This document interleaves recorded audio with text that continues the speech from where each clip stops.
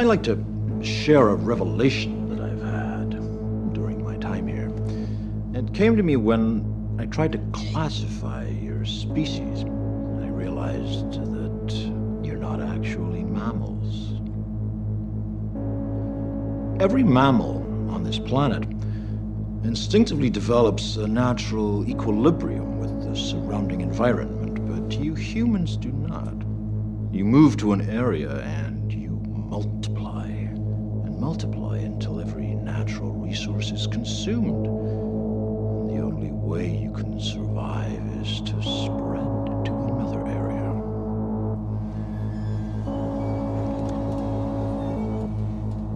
There is another organism on this planet that follows the same pattern. Do you know what it is?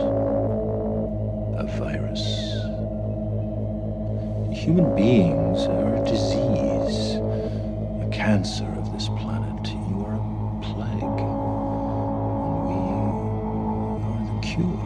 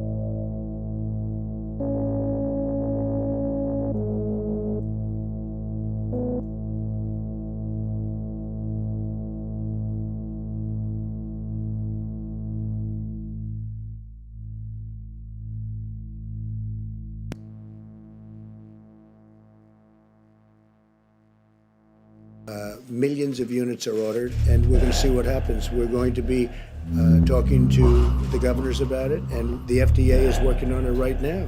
The advantage is that it has been prescribed for a totally different problem, but it has been described for many years, and everybody knows the levels of the negatives and the positives. But I will say that I am a man that comes from a very positive school when it comes to, in particular, one of these drugs, and we'll see how it works out, Peter. I'm not saying it will, but I think that people may be surprised. By the way, that would be a game changer, but we're going to know very soon. Dr. Fauci said there is no magic drug for coronavirus right now, which you would agree. I guess on this issue, I think we only disagree a little bit. Sorry. I disagree. Maybe not. Maybe there is, maybe there isn't. We have to see. We're going to know. Is it possible that your impulse to put a positive spin on things may be giving Americans a false sense of hope? No, I don't think so. Preparedness right now. No, I don't think so. I think that I think it's got the not yet approved drug. Such a lovely voice. Look, it may work and it may not work. And I agree with the doctor what he said. It may work, may not work. I feel good about it. Let's see what happens. We have nothing to lose. You know the expression? What the hell do you have to lose? Okay? So what do you say to Americans? So nearly 200 dead. Americans were scared, though. I guess nearly 200 dead, 14,000 who are sick, millions, as you witnessed, who are scared right now. What do you say to Americans who are watching you right now who are scared? I say that you're a terrible reporter. That's what I say. I think it's a very nasty question, and I think it's a very bad signal that you're putting out to the American people. The American people are looking for answers, and they're looking for hope. And you're doing sensationalism, and the same with NBC and Comcast. I don't call it Comcast. I call it Comcast. Let me just for who you work. Let me just tell you something. That's really bad reporting. And you ought to get back to reporting instead of sensationalism. Let's see if it works. It might and it might not. I happen to feel good about it, but who knows? I've been right a lot. Let's see what happens, John. Connect the science and the logistics. You're going to be ashamed of yourself. The units that were ordered.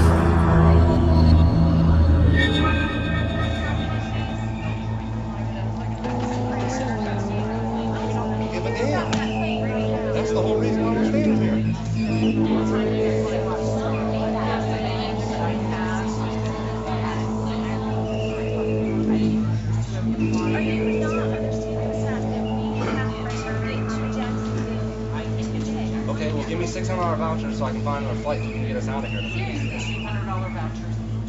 So it'd be $200 And $200 for the third person. Let's get our vouchers so I can get another plane. And they were more than $200 tickets, so I want my money back for what I paid for those tickets. Okay, when do you want to go out? What's available that I have tomorrow? There's 3 of you flying. I'm not flying Southwest. I will go get on another plane, but I want money to go get on another plane. Okay, they will not accept our vouchers, just to let you know. So you're telling me that I'm screwed? So we're both gonna lose our jobs because of what y'all did. I need a corporate number. I want the general manager of Fortis right down here. Because I Right now. told them we were going to miss our flight. I told them we were going to miss our flight and we wanted to do something about it then. And they told me to have a seat and we'll let you know when you're going to miss the flight. They So, tell us after we we missed missed the flight.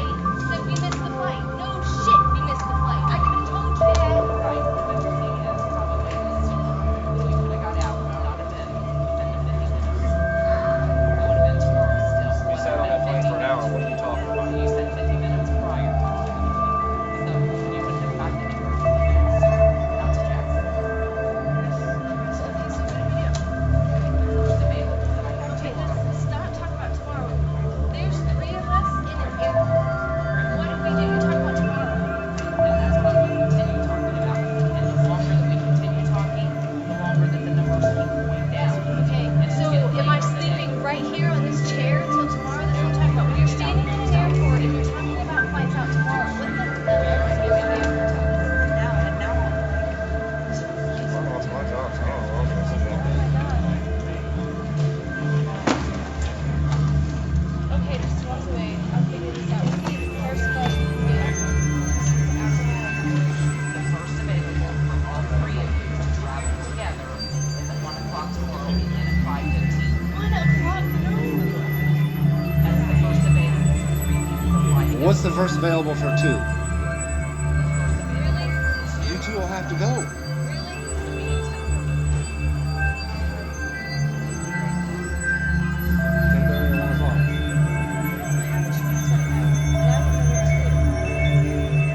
I don't know.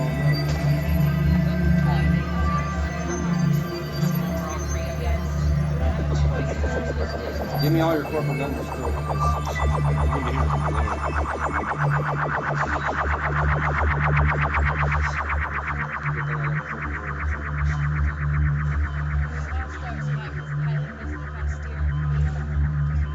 Yep.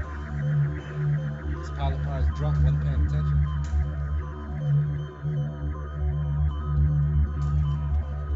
I have no idea.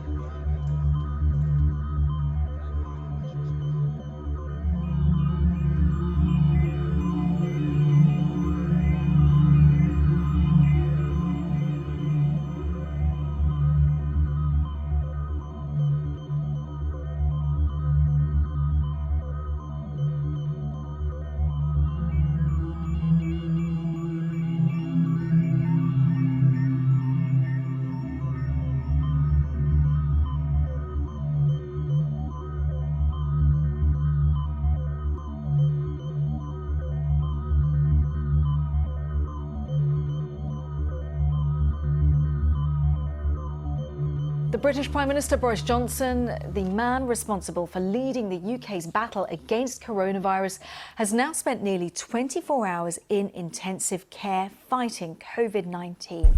Now, he has asked the Foreign Secretary Dominic Raab to deputise for him, and a short time ago, Mr Raab gave this update on the Prime Minister's health. I can tell you he's receiving the very best care from the excellent medical team at St Thomas's Hospital. He remains stable overnight. He's receiving standard oxygen treatment and breathing without any assistance. He's not required any mechanical ventilation or non-invasive respiratory support. He remains in good spirits, and in keeping with usual clinical practice, his progress continues to be monitored closely in critical care.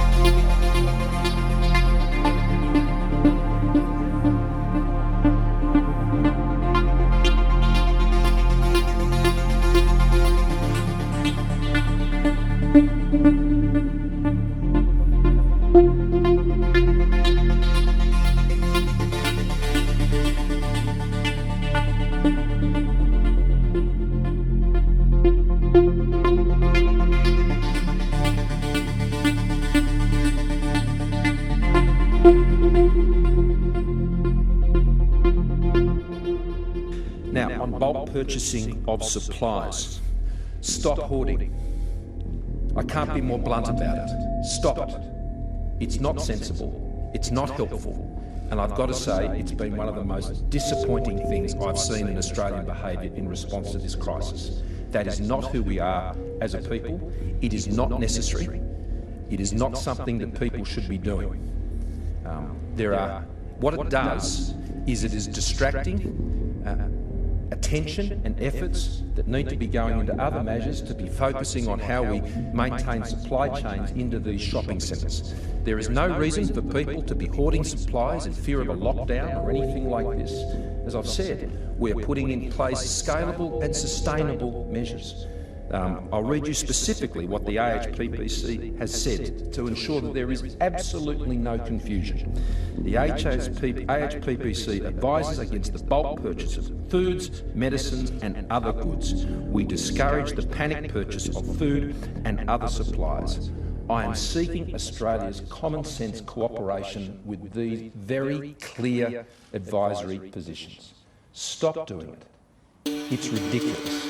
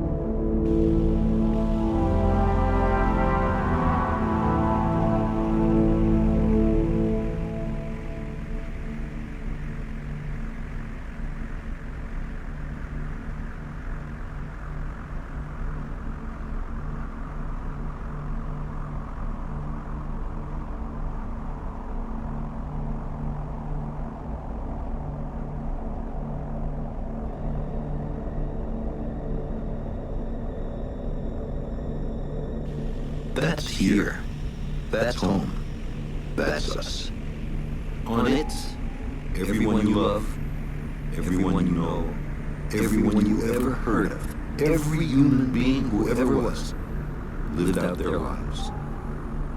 The aggregate of our joy and suffering. Thousands of confident religions, ideologies, and economic doctrines. Every hunter and forager, every hero and coward, every creator and destroyer of civilization. Every king and peasant, every young couple in love, every mother and father, hopeful child, inventor and explorer, every teacher of morals, every corrupt politician, every superstar, every supreme leader, every saint and sinner in the history of our species lived there, on a mote of dust, suspended in a sunbeam. The Earth is a very small stage in a vast cosmic arena. Think of the rivers of blood spilled by all those generals and emperors, so that in glory and triumph they could become the momentary masters of a fraction of a dot. Think of the endless cruelties visited by the inhabitants of one corner of this pixel on the scarcely distinguishable inhabitants of some other corner. How frequent their misunderstandings, how eager they are to kill one another, how fervent their hatreds. Our posturings, our imagined self-importance, the delusion that we have some privileged position in the universe, are challenged by this point of pale light. Our planet is a lonely speck in the great enveloping cosmic dark. In our obscurity, in all this vastness, there is no hint that help will come from elsewhere to save us from ourselves. The Earth is the only world known so far to harbor life. There is nowhere else, at least in the near future, to which our species could migrate. Visit? Yes. Settle? Not yet. Like it or not, for the moment, the Earth is where we make our stand. It has been said that astronomy is a humbling and character-building experience. There is perhaps no better demonstration of the folly of human conceits than this distant image. To me, it underscores our responsibility to deal more kindly with one another and to preserve and cherish the pale blue dot, the only home we've ever known.